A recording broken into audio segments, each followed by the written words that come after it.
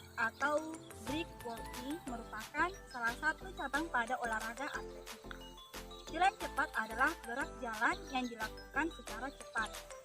Berjalan gerak maju dengan melangkah tanpa adanya hubungan terputus dengan tanah. Teknik jalan cepat itu ada teknik start, posisi badan, teknik melangkah, dan teknik memasuki. Teknik start. Berdiri beberapa meter di belakang garis start. Yang kedua, pada saat aba-aba bersedia, maka segera maju dengan menempatkan salah satu kaki di belakang garis start dengan lutut sedikit ditekuk. Yang ketiga, badan agak condong ke depan. Yang keempat, kedua lengan boleh lemas atau dengan sikut agak dibongkokkan. Kemudian pandangan harus ke depan. Pada saat aba-aba ya atau bunyi pistol, segera langkahkan kaki yang di belakang ke depan dengan mengayunkan tangan ke belakang dan ke depan secara harmonis dan bergantian. Selanjutnya, jalan lurus secepat-cepatnya sampai melewati garis finish. Teknik melangkah. Kaki digerakkan ke depan, lutut sedikit ditekuk seiring dengan ayunan kaki. Ketika kaki bersentuhan dengan tanah, yang mendarat terlebih dahulu adalah bagian tumit, lalu ujung kaki.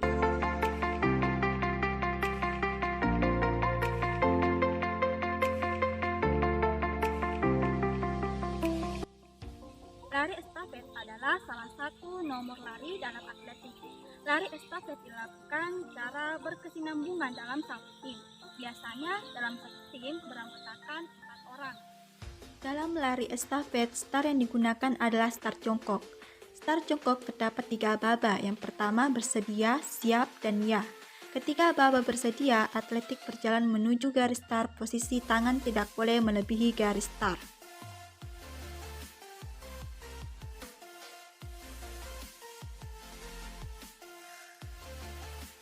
Ketika aba-aba siap, pinggul diangkat ke atas. Dan ketika aba-aba ya atau suara tembakan, maka kaki menolak kemudian mengayunkan tangan dan berlari sekencang-kencangnya.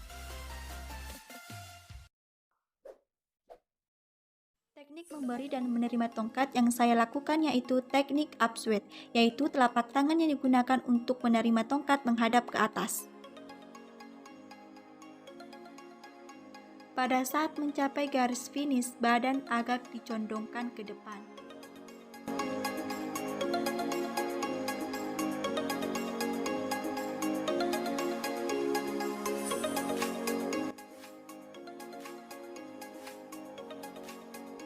Di mana kita ketahui bahwa senam merupakan suatu cabang olahraga yang melibatkan performa gerakan yang membutuhkan kekuatan, kecepatan, dan keserasian gerakan fisik yang teratur.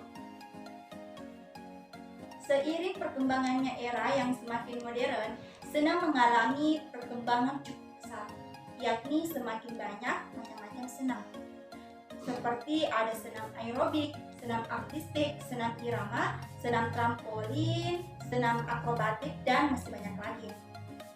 Manfaat senam secara umum yaitu ada menurunkan berat badan, merawat kulit tetap sehat, menjaga tubuh tetap ideal, sehat dan bugar, dan masih banyak lagi. Baik, di sini saya akan mempraktikkan senam kesegaran jasmani atau biasa disingkat dengan SKJ. SKJ termasuk senam irama atau biasa disebut dengan senam ritmik. Senam irama atau senam ritmik adalah senam yang gerakannya diiringi musik yang lebih mementingkan fleksibilitas, keseimbangan, dan kesesuaian irama. Di mana SKJ ini biasanya diiringi oleh lagu berirama dari berbagai provinsi yang diaransemen ulang.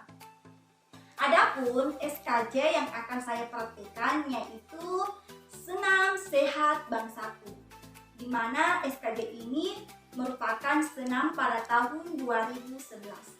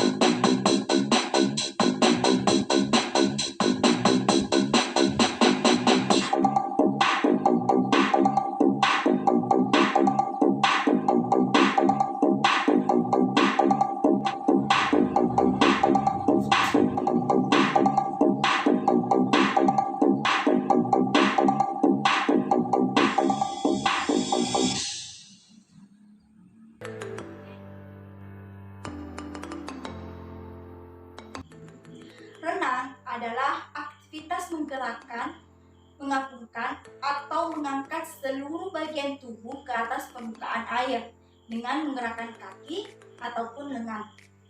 Renang merupakan olahraga akuatik atau jenis olahraga yang berhubungan dengan air. Organisasi Renang Internasional dibentuk pada tahun 1908 dengan nama Federation International de Natation atau biasa disingkat dengan FINA. Organisasi Renang Indonesia adalah PRSI atau Persatuan Renang Seluruh Indonesia. Renang memiliki banyak gaya yang dilombakan, yaitu ada gaya bebas, gaya dada, gaya punggung, dan gaya kuku. Yang pertama yaitu ada gaya bebas. Contohnya seperti teknik renang gaya bebas adalah teknik berenang menggunakan kebebasan tangan dan kaki untuk melakukan gerakan agar badan kita dapat meluncur dengan cepat. Meskipun disebut dengan gaya bebas, teknik gaya bebas ini juga mempunyai aturan.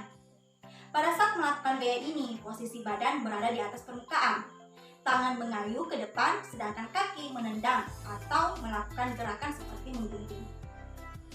Untuk teknik pengambilan nafas adalah saat tangan diangkat ke atas untuk mengayuh, kemudian kepala digelengkan ke samping kanan atau kiri. Setelah itu, lakukanlah pernapasan bisa dengan mulut atau dengan hidung.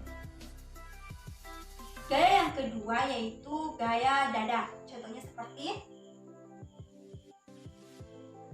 teknik gaya renang dada adalah sebuah teknik renang yang mirip dengan katak saat berenang, sehingga gaya ini juga disebut dengan gaya katak.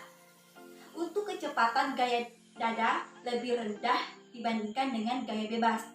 Namun, gaya ini cocok untuk orang yang ingin berenang secara santai. Teknik gaya dada ini berada di kekuatan tangan dan kaki untuk mendorong badan ke depan. Pada gaya ini juga diperlukan kemampuan tangan untuk mendorong ke bawah saat kepala ke atas untuk melakukan pernapasan. Gaya yang ketiga yaitu ada gaya punggung. Contohnya seperti teknik gaya punggung ini adalah teknik renang dengan posisi badan terlentang melihat ke atas, sedangkan punggung berada di permukaan air. Untuk gerakan kaki dan tangan sama seperti gaya bebas, namun arahnya berlawanan. Untuk teknik pengambilan nafas, gaya punggung dapat dilakukan kapan saja karena wajah berada di atas air dan menghadap ke atas. Gaya yang keempat yaitu ada gaya kupu-kupu. Contohnya seperti teknik renang gaya kupu-kupu adalah teknik renang yang didapatkan dari pengembangan gaya dada.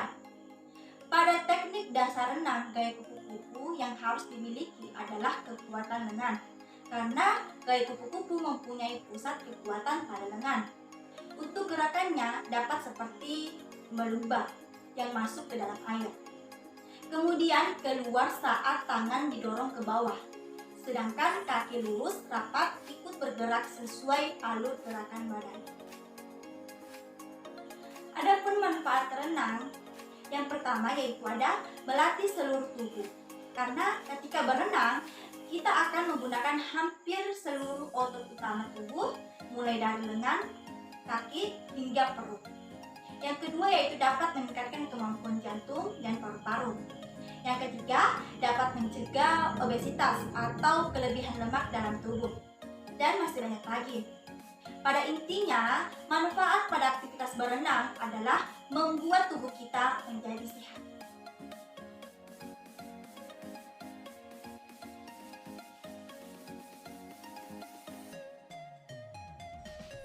Bulu tangkis atau badminton adalah suatu olahraga yang menggunakan alat yang berbentuk bulat dengan memiliki rongga-rongga di bagian pemukulannya dan memiliki gagang. Alat ini dengan nama raket yang dimainkan oleh dua orang untuk tunggal dan dua pasangan untuk ganda yang saling berlawanan. Alat yang digunakan untuk permainan ini adalah tentunya raket, kok, tiang net, dan lapangan. Adapun teknik dalam permainan bulu tangkis yaitu yang pertama ada teknik memegang raket. Teknik memegang raket yang saya gunakan yaitu teknik forehand. Teknik ini bisa dilakukan dengan tangan kanan atau tangan kiri untuk melakukannya. Pertama, posisi kepala raket sedikit menyamping. Lalu, pegang raket dengan cara seperti bersalaman. Posisi ibu jari dan jari telunjuk berbentuk huruf V, sementara jari yang lainnya memegang erat raket. Yang kedua yaitu teknik service. Teknik service yang saya gunakan yaitu forehand pendek. Forehand pendek dilakukan dengan cara mengayunkan raket tidak terlalu kuat. Ketika melakukan teknik ini, posisi jatuhnya kok tidak akan jauh dari net area lawan.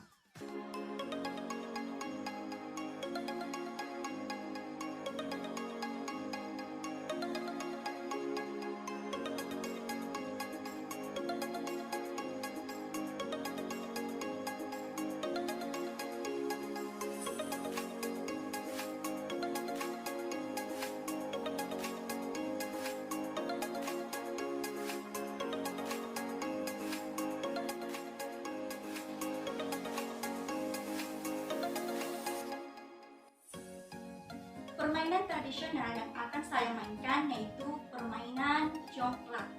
Kalau di kampung saya namanya yaitu Manggalajen. Congklak adalah suatu permainan tradisional yang dikenal berbagai macam nama di seluruh Indonesia. Di mana pada daerah Jawa dikenal dengan nama dapon, di Sumatera congklak, sedangkan di Sulawesi permainan ini dikenal dengan beberapa nama, yaitu ada Nagorata, Manggalajen, dan Anggalaca. Biasanya dalam permainan, sejenis tangkang kerang digunakan sebagai biji congklak.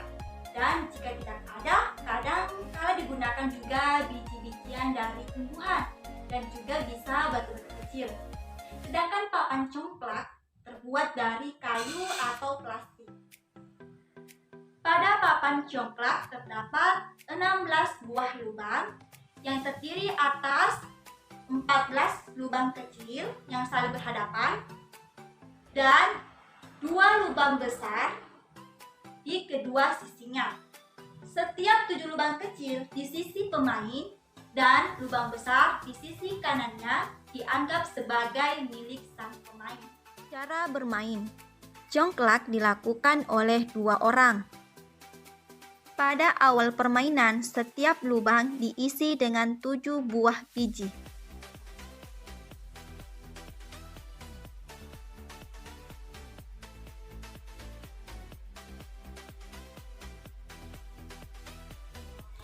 Salah seorang yang memulai dapat memilih lubang yang akan diambil dan meletakkan satu ke lubang di sebelah kanan dan seterusnya berlawanan arah jarum jam.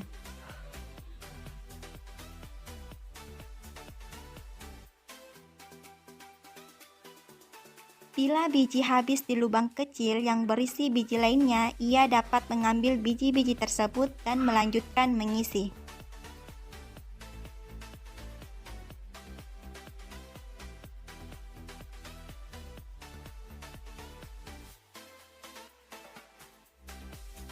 Bila habis di lubang kecil di sisinya, maka ia berhenti dan mengambil seluruh biji di sisi yang berhadapan.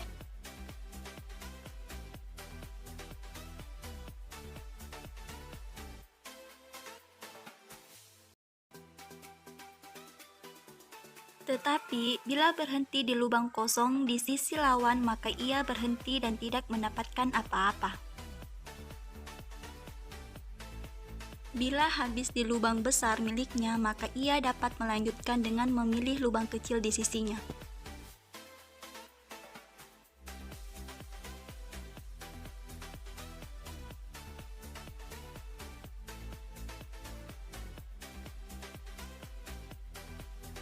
Permainan dianggap selesai bila sudah tidak ada biji lagi yang dapat diambil. Seluruh biji ada di lubang besar kedua pemain. Pemenangnya adalah yang mendapatkan biji terbanyak.